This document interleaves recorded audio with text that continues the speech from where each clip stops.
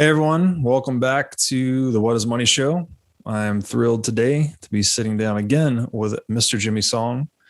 And we're actually doing a little bit of backtracking. So we had started with chapter 1 of the book by Hoppe titled Democracy, the God That Failed. But Jimmy, you pointed out to me that the introduction contains some real gems as well. So we're going to jump back into the introduction of the book actually, and start with this exploration of empiricism versus rationalism, or I guess what we could say is a priori knowledge, which we'll explain and define, versus experimentally derived or empirically derived knowledge. So I'm going to start. I'll just read an excerpt from the book, and then we'll open the discussion with that. Hoppe says, quote, "If one is to make a rational choice among such rival and incompatible interpretations, this is only possible if one has a theory at one's disposal, or at least a theoretical proposition, whose validity does not depend on historical experience, but can be established a priori, i.e., once and for all by means of the intellectual apprehension or comprehension of the nature of things," unquote. So just to start there, I mean, the way he's describing this in my mind is you have to have a philosophical anchoring into the world that's intellectually derived before you can interpret your observations. Whereas in the modern world, we tend to think the reverse. It's like we need to observe it and through experimentation first to prove it, quote unquote, before it's real. Yeah, and this is a lot of Austrian economics actually is looking at, and he points this out in the introduction, where you look at historical events. And for a lot of historians, they don't understand economics. They don't necessarily have a good grounding. So they just sort of describe what happened, right? Mm-hmm. It's like this many people were killed at this battle, and the economy tanked by this much on this date or something like that.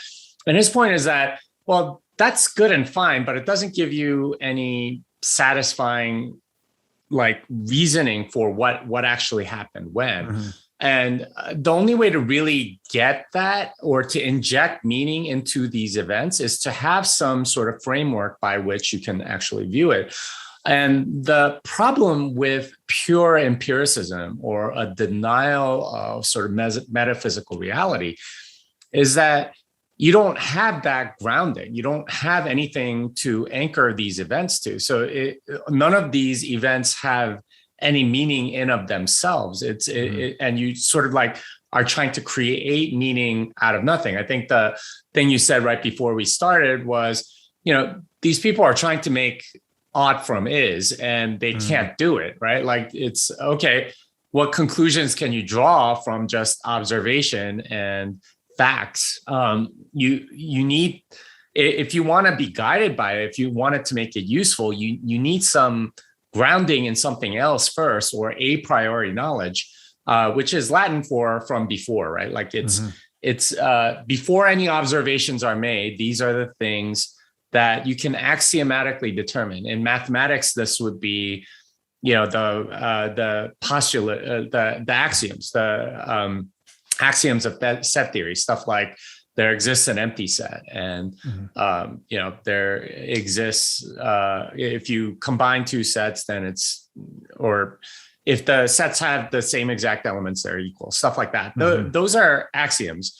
And if you use those, you can build up to most of, I think all of modern mathematics. In the same way, you need some axioms, if you will, of economics to make sense of everything. If you are relying purely on empiricism, it just there's nowhere to go. There's nothing to measure anything by. Yeah, it's a great point. The a priori word, I think this one throws a lot of people for a loop because it's just not something we commonly use. But I think you defined it well, where it just means whatever piece of knowledge there are no priors for, like a priori without priors. And maybe another way to interpret this is as the axiomatic assumptions through which we're filtering our observations. You know, we see things in the world, we see history unfolding, we've made observations through the scientific method or just direct experiential observation. And then we need to understand what they are, the meaning. They actually have to be filtered through some philosophy even. I mean, again, if we say philosophy is an inquiry into the fundamental nature of things, philosophy is kind of intended to get to these a prioris in some sense. So I think the author, he does a good job explaining what we're trying to say here. So I'm going to read another excerpt that I think really brings it home. He says, quote, examples of what I mean by a priori theory are: no material thing can be in two places at once. No two objects can occupy the same place. A straight line is the shortest line between 2 points. No two straight lines can enclose a space. Whatever object is red all over cannot be green or blue or yellow, etc., all over. Whatever object is colored is also extended. Whatever object has shape also has size. If A is a part of B and B is a part of C, then A is a part of C. 4 equals 3 plus 1. 6 equals 2 times 33 minus 30. Implausibly, empiricists must denigrate such propositions as mere linguistic syntactic conventions without any empirical content, i.e., empty tautologies.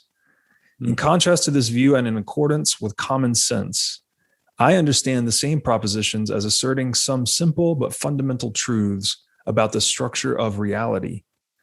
And in accordance with common sense, too, I would regard someone who wanted to test these propositions or who reported facts contradicting or deviating from them as confused. And the key point here, a priori theory trumps and corrects experience, and logic overrules observation, not vice versa. And this paragraph, to me, it just sums it up so nicely. You know, there appears to be something metaphysical, something beyond words and space and time that we can't access with language and knowledge. Really, there's an epistemic finitude, let's say, but a priori knowledge seems to be the closest thing we can get to that. And then through that filter of, and this is what I believe he calls, and I've been calling, rationalism versus empiricism. That is the filter through which we can interpret the observations we make through empiricism. And this is something, like he mentioned in a number of examples here, it's very fundamental to mathematics. And mathematics is the most powerful language, most powerful tool or psychotechnology we have in the world. Yeah, it's a part of what he calls, like, this describes the fundamental nature of reality, and this is where we get the idea of metaphysics, like metaphysics as in the physics of physics, right? Like it's it describes reality, and there are rules to describing reality, something to that effect.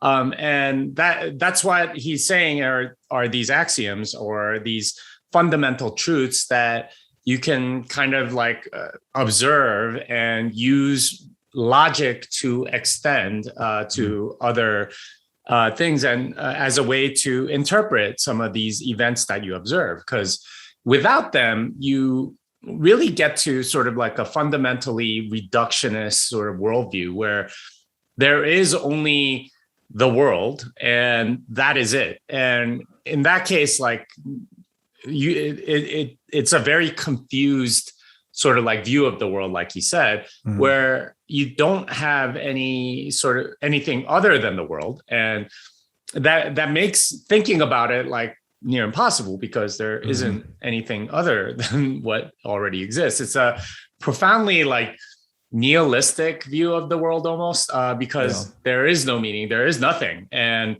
if there is nothing outside of what exists in our sensory experience, then you come to a very depressing philosophy. Now, that's just one of the consequences, but it also makes it so that everything else that you derive out of it has no meaning or any sense. You need a metaphysic in order to make interpretations of the physical world. Otherwise, there's no meaning. Period.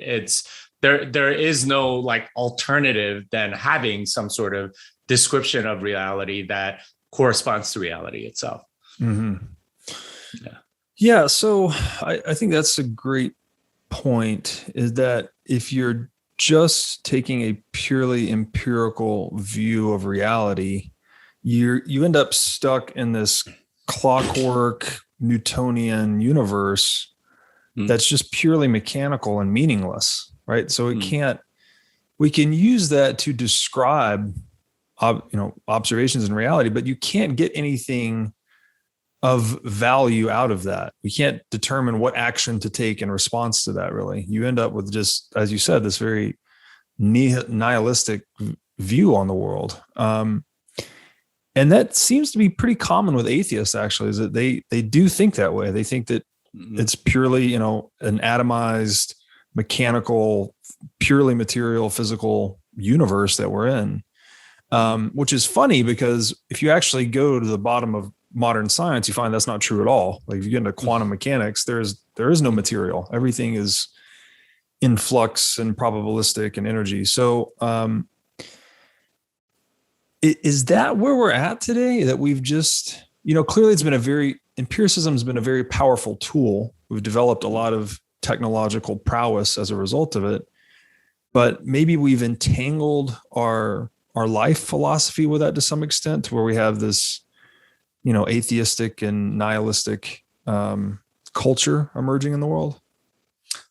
Yeah, there's definitely sort of like an easiness to accepting empirical data that a priori reasoned logic is a little harder to accept, because you have to think a lot more, right? I think the way like Jacques Ellul describes it is, like to derive logic or derive from a priori truth down to something and do that, it requires a lot of a very slow and methodical examination of the statements, and then the reasoning, and then you get to this other truth, and then you can interpret things. Whereas with empirical observation, it is just you are presented with the fact and that's it. You don't really argue with fact. There's nothing to wrestle with. So for a lot of people, I think it's a form of intellectual laziness to just accept the empirical data rather than to go back to sort of like first principles and reason through to the conclusions that you may come to. It's just a lot easier from like an intellectual perspective to do that. So that's definitely a part of it. But the other part is that, if you are somebody that is an atheist, then, and you're really, it's like a subset of atheism, which I would call like materialist, as in they only believe in what they can observe and see and touch, and it's really just the material world, period. In a sense, they are sawing off the branch that they're standing on, because what is that thought, right? Like the thoughts themselves, mathematics, like the rules that govern the behavior of atoms and even like all of physics, those are metaphysical concepts, right? They come from mathematics. The equations that you make for gravitation or electrodynamics or whatever, they are all sort of described in the language of math, which come with sort of first principles there. So you can't sort of bootstrap any sort of coherent worldview without some metaphysic. And the thing is, when you're a nihilist, it starts with the metaphysic of there is no meaning, and that's what you kind of build a very dark worldview around, rather than there exists these things, and then you can derive various things using logic, which is what all of the ancient philosophers did, right? Like from Plato, Aristotle, everybody, like, this is what they spent their time on. This is the job of philosophy, is to logically derive, based on what they can know, certain truths about the metaphysical world and the physical world as a result of, using reason, using, logos, I guess. Mm-hmm.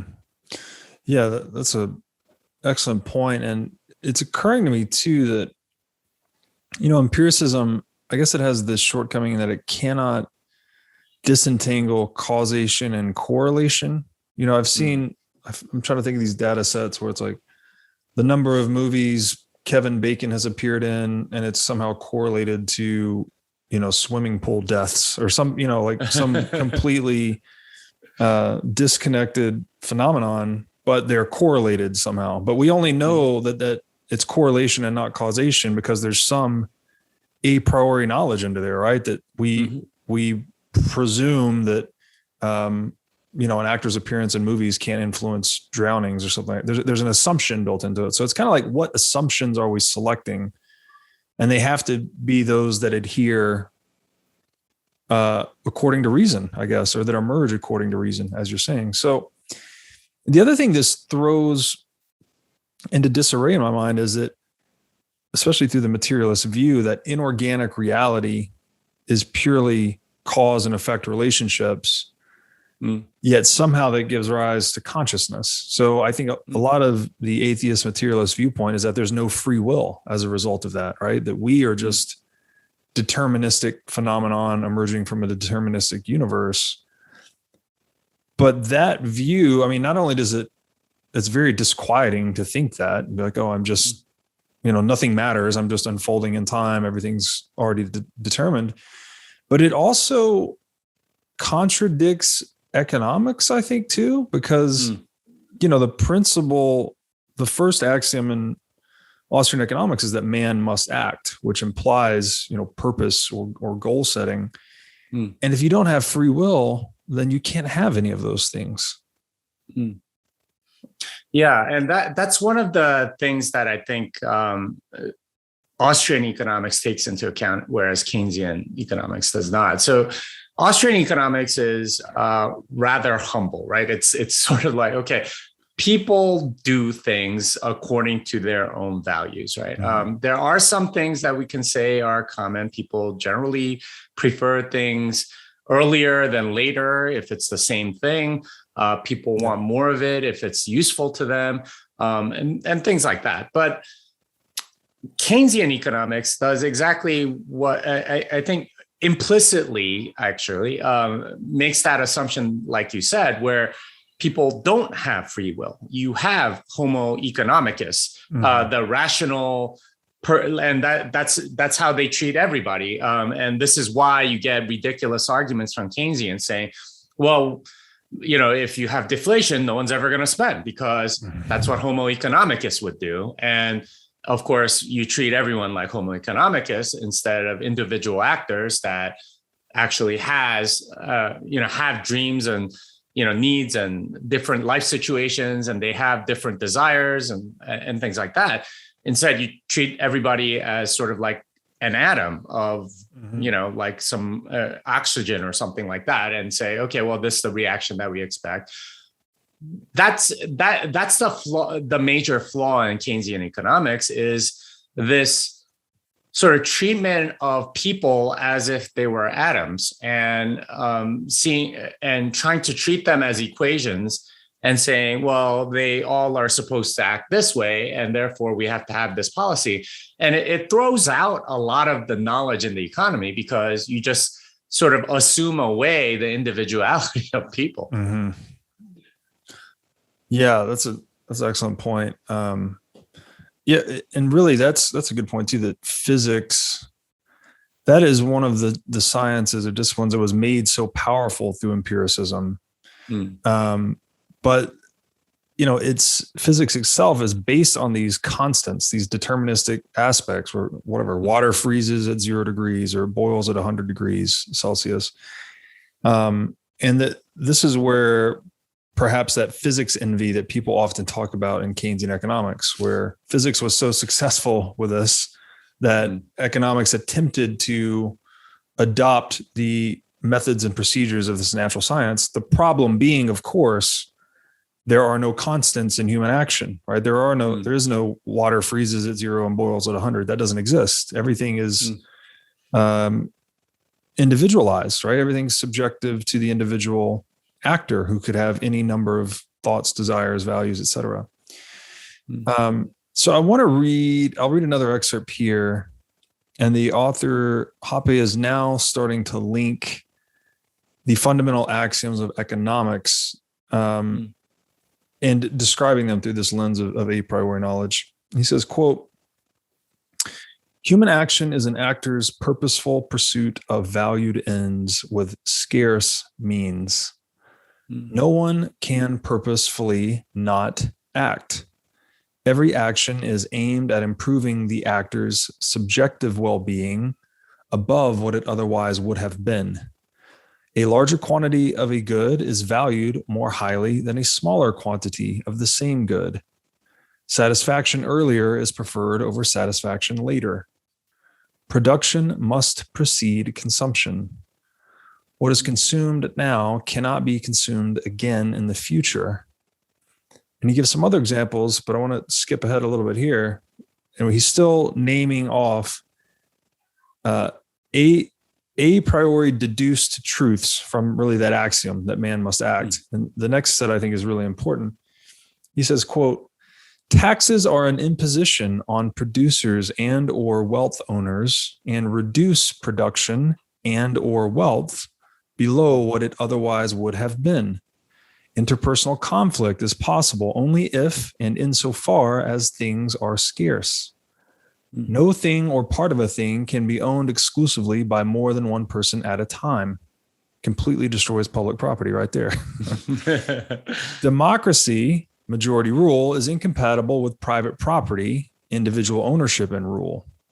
No form of taxation can be uniform, which is to say equal, but every taxation involves the creation of two distinct and unequal classes of taxpayers versus tax receiver or consumers. Property and property titles are distinct entities, and an increase in the latter without a corresponding increase in the former does not raise social wealth, but leads to a redistribution of existing wealth." Unquote. So, I mean, this paragraph, he just annihilated democracy, right? He annihilated public property, and he annihilated fiat currency there at the end too, or monetary expansion, I guess, as being a useful economic tool. Wow. Like, this hit me like a ton of bricks, you know? And there's just no respect for this in most modern people's mind, in my opinion.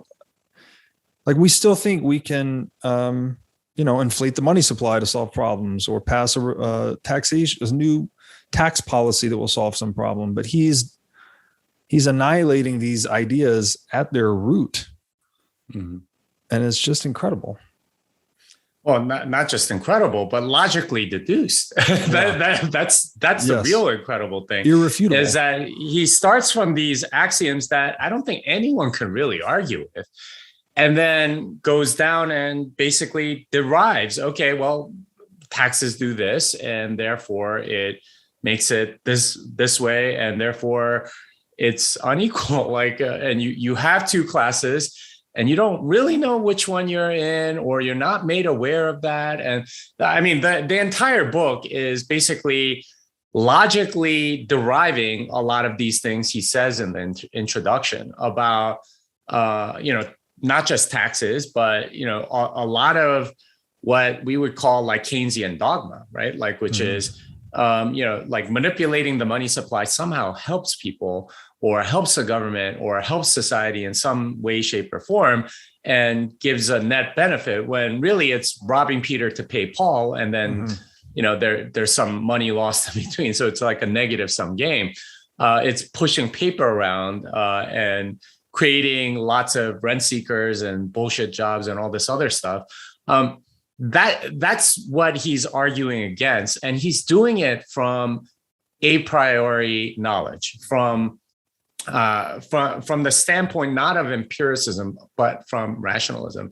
And the thing is, when empiricists hear that, they go, well, no, those things are kind of meaningless. And that's his point, is that when they say that, they're deeply confused. Like they don't like take human nature at all into account, and kind of, like you said, treat economics like physics, as if they're like everyone acts the same and behaves the same, and that you can predict what doing one thing will do, and will do to something else in the economy, and this number will cause that number to go up, and then this there's no real like grounding for their reasoning. It's just based on observation, and it's based on, okay, we think this might happen, and of course, because there's no grounding, there is a strong tendency towards reasoning towards whatever it is that you want to be true rather than what actually is true. If you reason from first principles, then you get one set of conclusions. But if you reason from what you emotionally want to be true, you get stuff like modern monetary theory. We could print as much as we want and nothing bad will happen, right? Like that's more or less what MMT is. And that's where Keynesianism leads, is because it's purely empirical and there is no grounded metaphysic, people bring along their own assumptions and say, okay, well, then that's what we're going to do. And it becomes the opposite of rationalism, when in the absence of some rational rules or some like logic or logos or reason. What often happens is that you substitute it with your feelings or with what you want to be true, with emotion. And hey, we think this should be true, and that comes from another whole code of ethics that is very strange, because for the people that only believe, for materialists that only believe in physical reality, like, how do you even come up with an ethics? Ethics itself is a metaphysical concept, but somehow they come up with their own, they project their own desires into Keynesianism, which has no like goals or purposes at all, or any sort of metaphysic to go along with it. And that ends up setting Keynesian policy, which is to say that it's really rationalization for what they wanted to do anyway. Yeah, that's super interesting, that the lack of rationalism, the lack of this anchoring, leads to just a infinite rationalization of whatever they do, right? They do whatever they want to do and they can just rationalize it. And the way I'm thinking about this is there's this almost like an unmooring from the absolute, right? They're ignoring these fundamental pillars into reality that we can stake with reason. And when you don't have any context to something that's unshakable or unmovable, it's just, you're in postmodernism, right? Everything's relativistic. I'm reminded here too of the Fed, how they always say, we did this, things weren't, it didn't work out as planned, but it would have been so much worse had we not acted. And there's just no way to refute that, right? Because you can't know what would have happened in some alternative reality. There's no counterfactual. So the fact they're unmoored from rationalism lets them just say and rationalize and do whatever they want.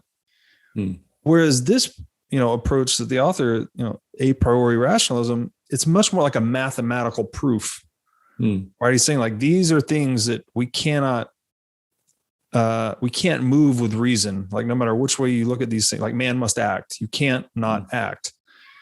And from that, you're deducing these proofs, I guess, if you will, that they're anchored in something.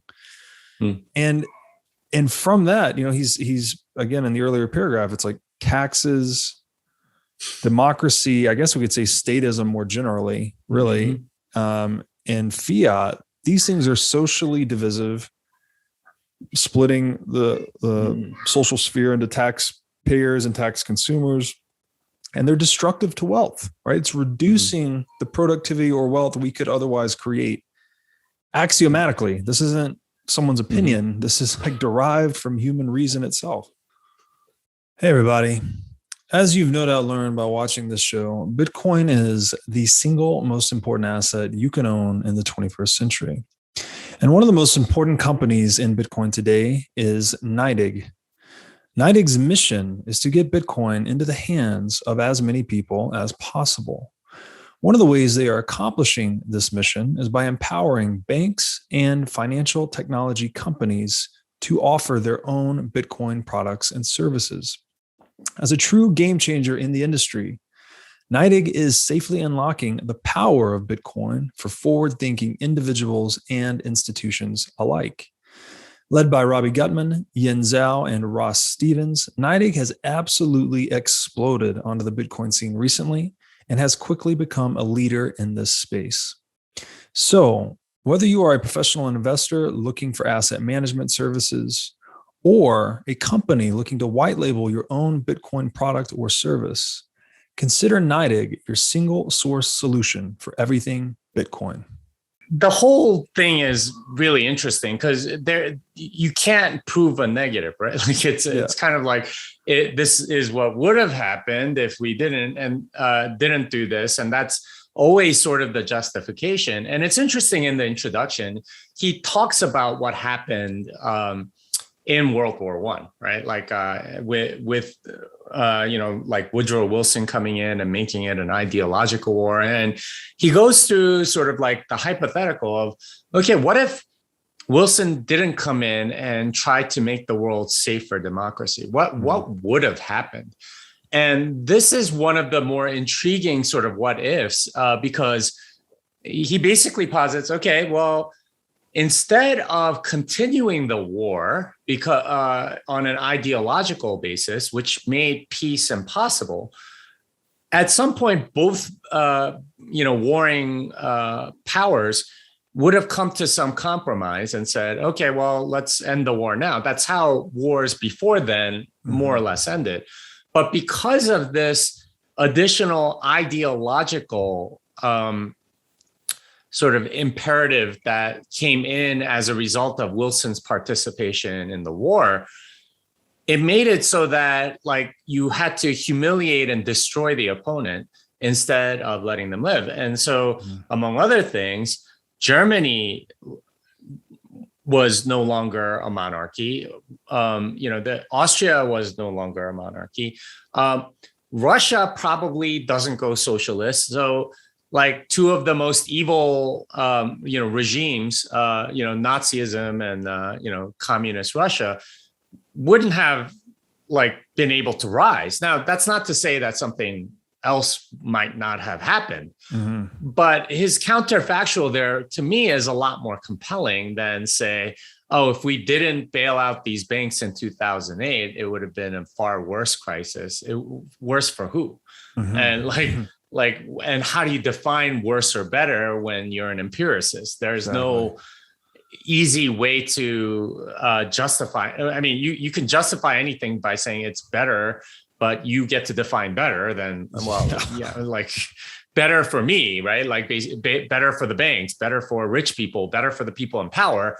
But I think I think it's fair to say there were a lot of losers, especially the people that are going to pay the cost later, or people that have been that have since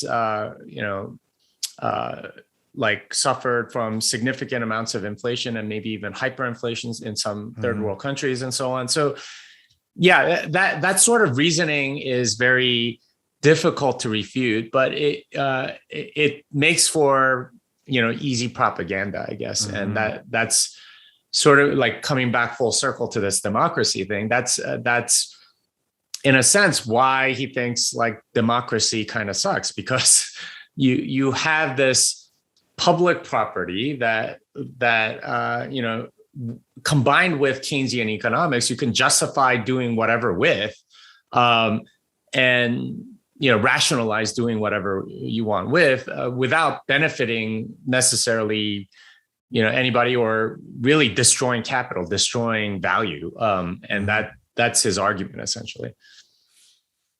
Yeah, so I think there's a key point there, is that empiricism can only tell us what, quote unquote is, again, just an observation of reality. There's no ought there. There's no, any implication derived on human action would just be subjective. So how can the Fed or anyone else say that this is worse or this is better, right? Mm-hmm. Through an empirical lens, you cannot make a moral proclamation from an empirical standpoint. That would be deriving an ought from an is, and that does not work. I'm curious about this. So World War I and World War II becoming ideological wars increased their scope and duration and severity. Clearly, war tended to be waged more pragmatically in the past, when it was waged from the balance sheet or the war chest of the combatants. So they go to war. War's very expensive. You run out of money, you cut a deal, right? But with access to fiat currency, the printing press, you could now plunder the entire savings of the underlying productive economy, right? You wouldn't just, it wasn't just yourself you could bankrupt and you have to cut a deal. You could bankrupt the entire citizenry. Is that, so I'm trying to figure out, and maybe it's a reciprocal feedback loop, but I was trying to figure out the cause and effect between this shift towards ideological warfare, but was that enabled by, fiat currency and propaganda, or the reverse, or both? Like these things just come up together. The war became more ideological because the means of financing was different.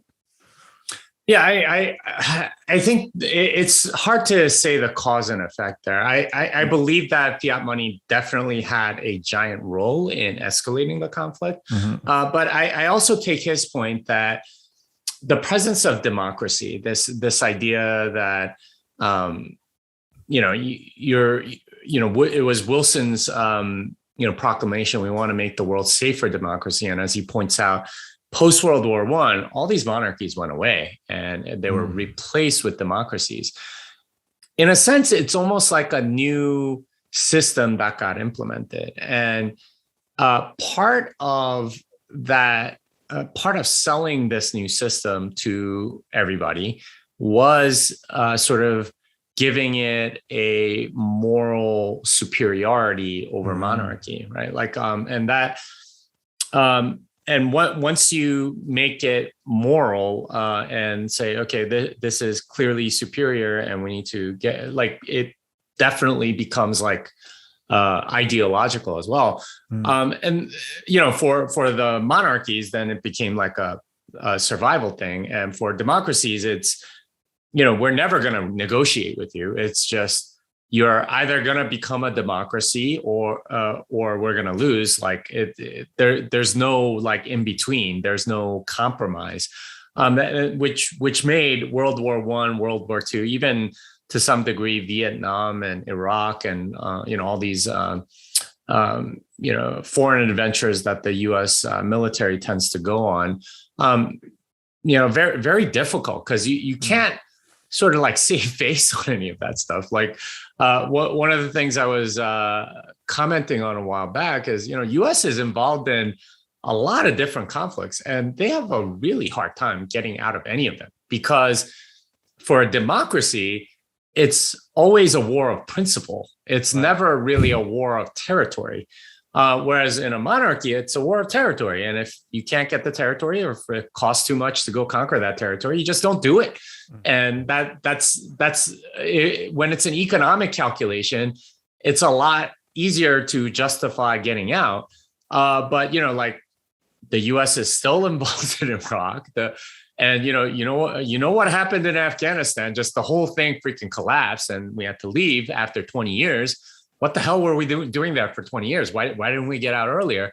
Right. Well, it was because we couldn't sort of like save face. We had to make sure that the Afghanis were, a democracy of some kind before we could leave. And this is the doctrine that Wilson sort of like pioneered with, we must make the world safe for democracy. And I would argue this is part of, this is the beginning of sort of like the modern technique of controlling people and like sort of getting people to view things a certain way.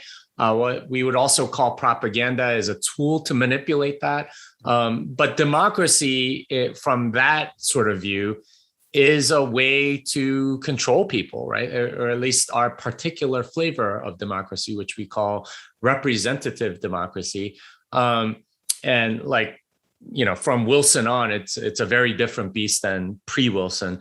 I would argue it's a very specific flavor where you have the illusion of control by voting, but like it's actually controlled by a cabal of elites that you just sort of are given like two choices that you don't like, and that's who you have to vote for. That sort of thing.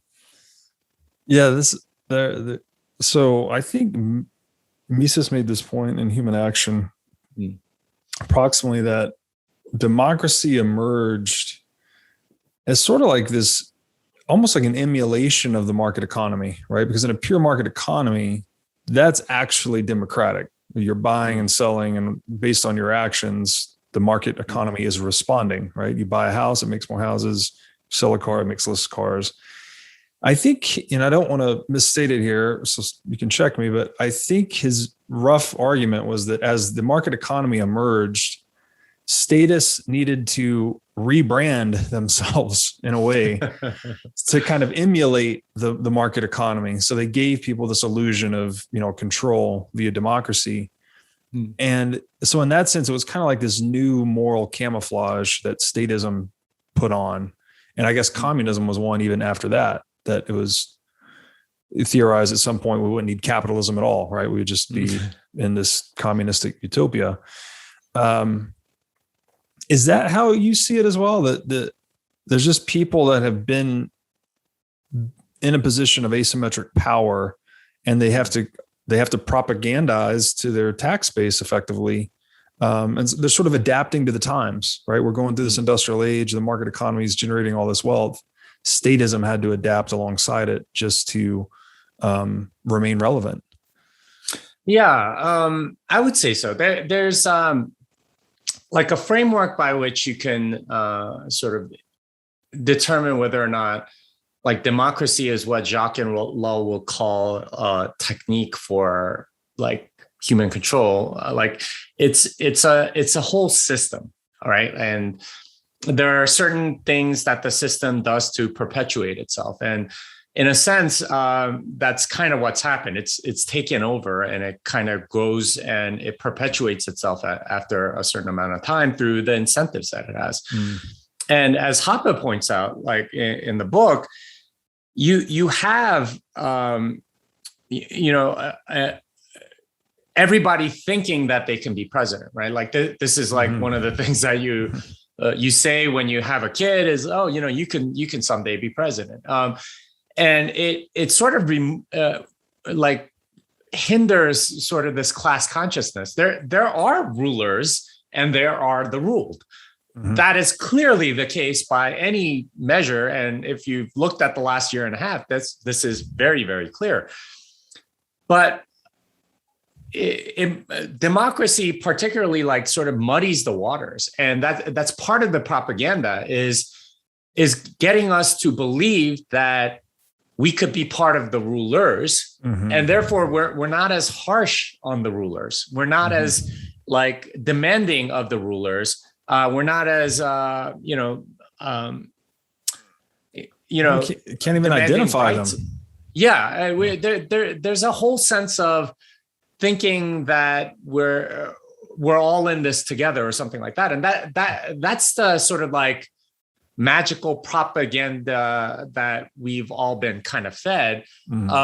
Of course, like real life has never been like that. There are people that are stronger, that are faster, that are smarter or whatever, and correspondingly the opposite. but there's this illusion of equality that sort of like permeates through any society that adopts the system, where at a certain point it becomes sort of like a demand or an entitlement by everybody. And this is the justification for a lot of the weird programs that we have that are sort of like government based. And it's also the justification for printing lots of money and creating social programs and things of that nature. But really, it's a whole system designed to, well, not necessarily designed, but it's a system that wants to perpetuate itself. And so part of it is propaganda, or getting us to see the best parts of it and not any of the bad parts of it, which is why this book in particular was so controversial at the time. And it hits you like a ton of bricks because in a sense, we've all been swimming in that water of democracy is amazing and it's this great thing and all that. And like for Hoppe to like sort of red pill everybody and say, actually, it's not that great. There are all these things that it doesn't do very well. And, we're sort of blind to them because we're in the midst of that propaganda. I mean, like people I was at the Oslo Freedom Forum a couple weeks ago, and, like people there, think democracy is great, right? Like we need to make the world safer democracy. That sort of thing is a common sort of sentiment without necessarily looking at all of the downsides. And to be clear, what Hoppe says in the introduction is, I think like almost all like governance of that kind is bad, but like monarchy is probably the least bad of these. He's I think what you would call an anarcho-capitalist. But there are certain flaws that we're just completely blind to because of the sort of like spin everything has been put under, and that's what we've been brainwashed with, to be frank. Right. Yeah. No. Yeah. Well said. I'm thinking here that it seems to me like statism thrives on this illusion, right? It's always proffering this illusion of group identity above the individual somehow, some way, right? Whether it's, we're all American or we're all communist utopia. It is really deceiving the individual into believing there's some, and it's kind of preying on our compassion in a way, because I guess we want to live for something bigger than ourselves. So they just try to fill that, statist or propagandists try to fill that void with saying, here it is, here is, you are part of the motherland or the fatherland, or you're American, something to that effect, where you become almost possessed by that ideology.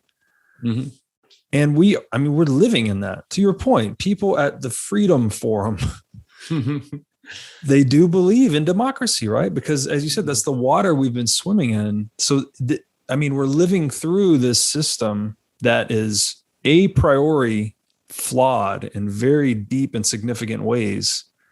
Yet people revere this ideology and they're propagating this ideology on behalf of the system. And how do we break free of that? It doesn't seem like it's possible to break free of these group identity ideological possessions until there's some technological change that really like forces a change. Otherwise, people just kind of go on believing these falsehoods. Yeah, and this goes back to sort of like why empiricism is much easier to believe or to sort of accept, because you don't have to reason through to, hey, like there are some serious fundamental flaws with this sort of way of doing things. Instead, if you do have a group identity, I think like nationalist is more maybe, I guess, in the part of the populist right. I think maybe on the left, it's more like being a world citizen or something to that effect, or, doing things for Mother Earth or something to that effect. And these are sort of like images that were given that sort of like bypass argument, bypass reason. And that's a much easier way for a lot of people to live. And the thing is, like, we are in a society that is absolutely inundated with images that sort of bypass argument altogether. And this is one of the things that Keynesian economics does, by the way, is lots of charts, lots of numbers, and it just sort of confuses you into thinking that whatever it is that they're saying is fine. And this is like the stark contrast between like Keynesian and Austrian writing. If you read anything Keynesian, like none of it makes sense, right? Like you read Keynes, for example, and he like brings up animal spirits as if he's like defined everything. And it's like, he didn't say anything about it before. And suddenly it's like, okay, what the hell are animal spirits? It's like, there's no logic or sequence to any of it, right? It's just kind of a confused mumbo jumbo kind of thing. Yeah. Whereas with Austrian economics, it's very logically derived. It is based on reason versus sort of like what empiricism tends towards, which is because there's no logic or reason or first principles to reason through. It is literally, here is what we think is good, and we're going to show you an image of it, and it's a chart going up and to the right. It is these things that we don't want, or like here's your group identity or something to that effect, and that becomes a substitution for a logically derived belief system and an ethics system. Instead, it is, you are not reasoned into these things. You are sort of like emoted into them. You're made to feel good for doing X, Y, or Z. This is the crux of propaganda. Is it changes your behavior, and you feel guilty or you feel good based on what you do that conforms to the system or not. So like a very common thing in democratic societies is this sort of moral imperative to go vote. And if you examine it logically, it doesn't make any sense because it like gives you the illusion of control, but you actually have none. And even if your vote made a difference, it would probably be taken away from you one way or the other. So it's a very different sort of way of looking at it. And I think most people, especially in a very emotional, like image inundated society like we have, and it's gotten much worse in the last 20 years. It used to be just television and movies or something like that. But now you add like YouTube and cell phones and all this other, and like advertising everywhere. It's gotten like 10 times worse. There's a lack of respect for reason, and there's almost like a disregard for reason. It's like why do I even need to think of this? I would rather not have to think through all of the consequences and derive these truths. Rather, I would just feel good about X, and that's it, right? Like if the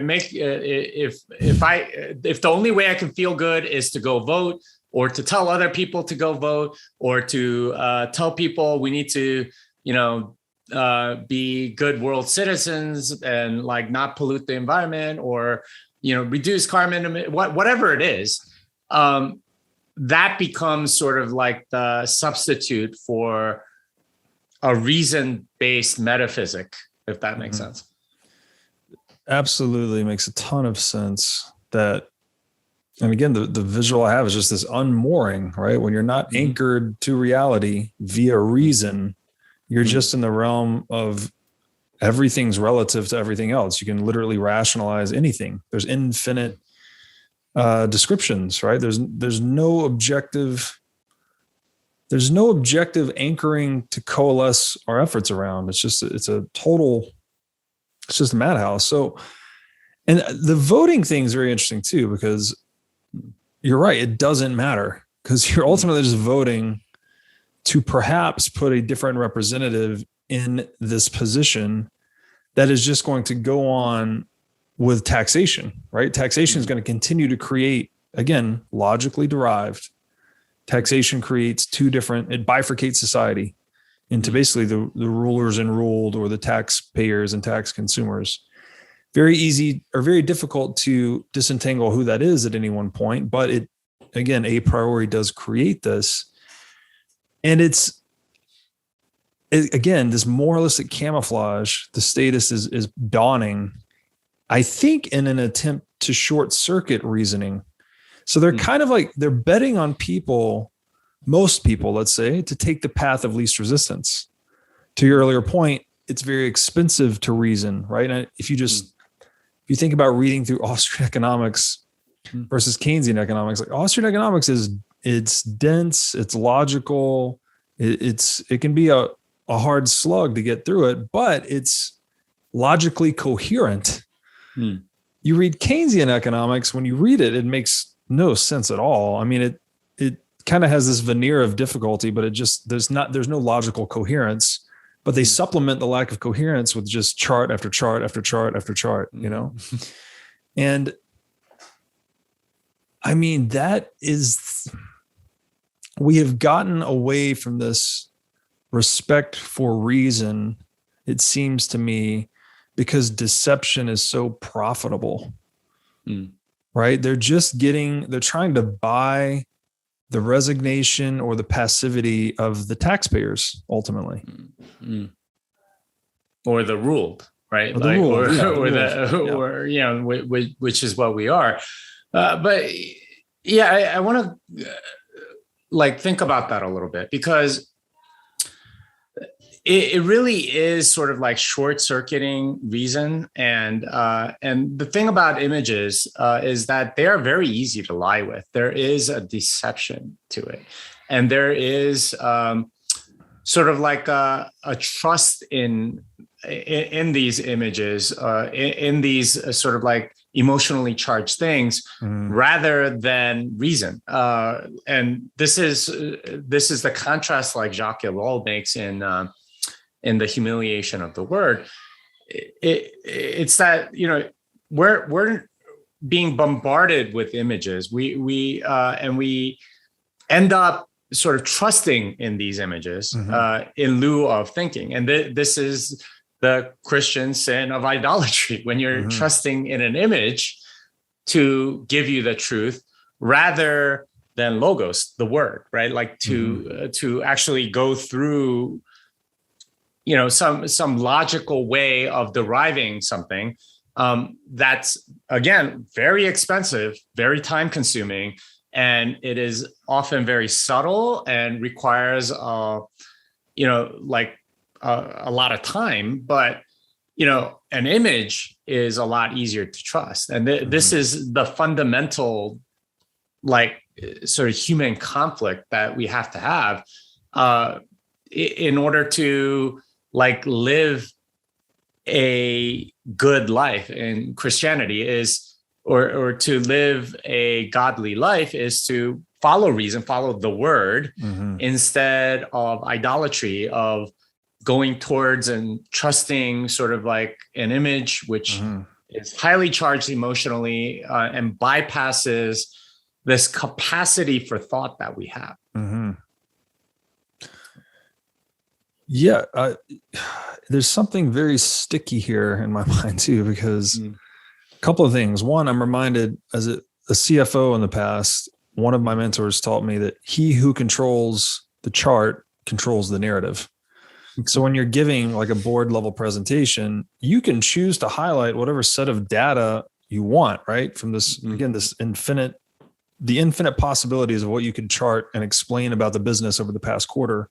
Whoever's deciding what chart to put up controls the narrative they're presenting to the board, right? So, and to your second point, your point about images, there's the old saying that a picture is worth 1,000 words. So it's almost like people are just seeking out that cognitive expedient versus doing the work of actually starting with an axiom and deducing toward a truth themselves. They would rather just follow some opinion maker. And in fact, this is kind of necessary in life too, right? Like we can't be experts in everything.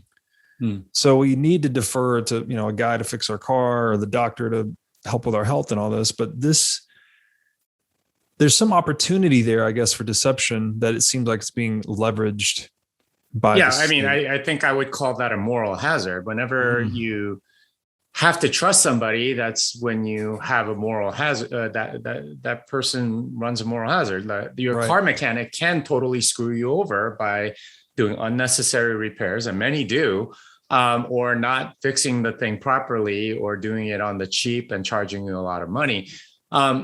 There are all sorts of motivations that sort of occur as a result of like sort of placing your trust. But this to me is the big difference between Bitcoin and altcoins. Bitcoin is hard to understand. And there's a lot of sort of like axioms that you have to go through and to understand money itself, the current system, why the current system's broken, and what Bitcoin does, verifying all of that stuff is true.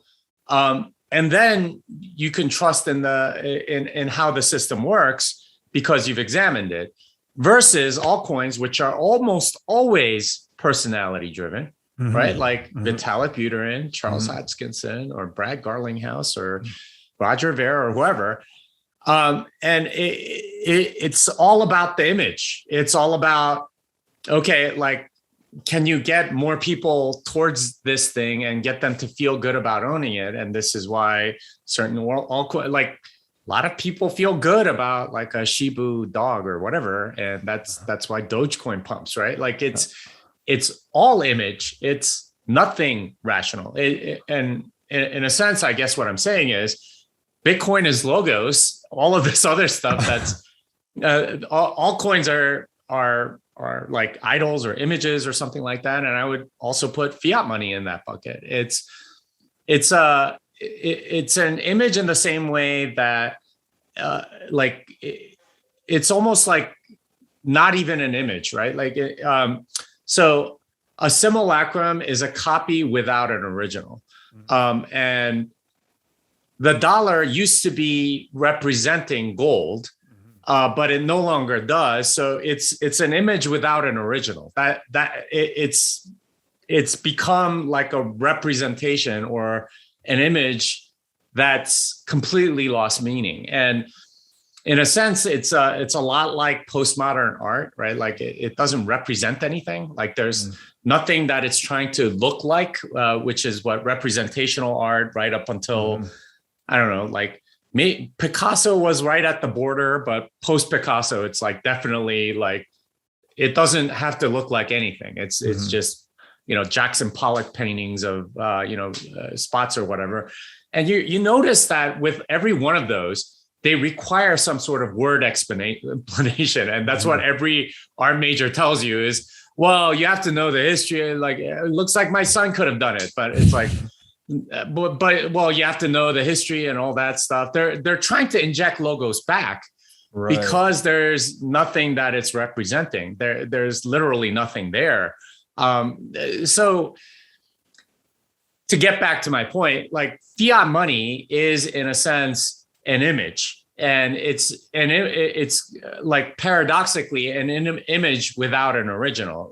The original, so the link to the original, which was gold, no longer exists. So it's just kind of a representation. It's something that you find comfort in because the system itself has sort of like propagandized us into believing it. Whereas if you go through reason, you very quickly find out it shouldn't be worth anything. It doesn't. It isn't worth anything, and it has no basis.